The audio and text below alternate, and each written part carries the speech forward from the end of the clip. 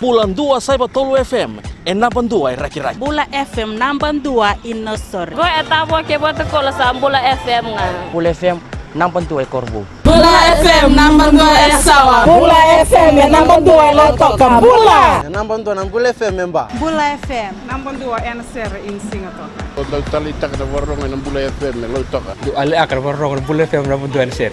Bula FM namban 2 NSR.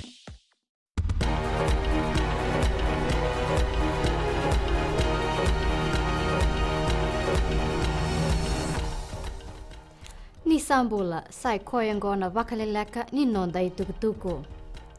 Vakadori ni kua na ikatini kalia ni nonrombose na veitambana vakalawa stena Attorney General's Conference. Ongone mataini ngona me yadu kina na bosi ongo ena ruku ni nonda iabuni vakabule wavo. Ena kanan dola na bosi ongo ni kua kaina iliuli ni matini tuo vorenge baini marama ni sa vakana mata tiko ongo viti kina mataini veinding ngalala karongodi kina nandomo ni leo ni bonua. Era laki rongoda na leo ni veitambana vakalawa kabaka kina ko irna bulangi sureti. Ongo na bunua sa adha vako viti kina dhawi kalao kina veisinga ni mataka. Marautai kina veitau ko ni kabaka kina na nonra vaka itaibi na marama ni kena sangai na tarobi na vaka yado itobo kaukaua vei irna marama. Tukuna na isongo-songo na Fiji Women's Crisis Center ni donu maki tiko ongo na ngona bimbi kibe ira na tu taka tiko na kiana valuti na vakarau kaukau kibe ira na marama. Tukuna Shamima Ali na iliuliu ni songo-songo ni rato sa vakayado vuli na kiana vakamatata takibe ira na marama na nonra dondono. Esa mailenga ni kua o Nelson Mandela na presidenti vakadhengo mai South Africa.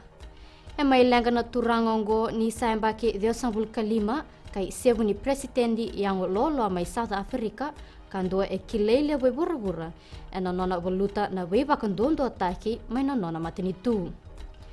Kana presidenti ni matinitu mai South Africa o Jacob Zuma ni sa mai yali ni kua endona lube Afrika dina. Esa bakota ni kua na isongo-songo na Fiji Labour Party endona itukutuku ni lolosi. Kina gito, esa vongo e voleka ni Rosangul Kabana ya ua me tekubu na sota-sota ni rakabi leo ya habitu mai Port Elizabeth, South Africa. Enando tali na norto didi bata na dorobo na bongi ni kua ni mbera na matai ni norto ngito ni mataka. Atikina lenga taki o yana nona bakai tabi o Pio Tuai ena buku ni mabua e kune bua. Ia sa toka na baku nui-nui ni narao me na bakai tabi ni mataka. Esa mai dhabe keri na vakaleleka ni nonda itukutuku ni teimo demanda.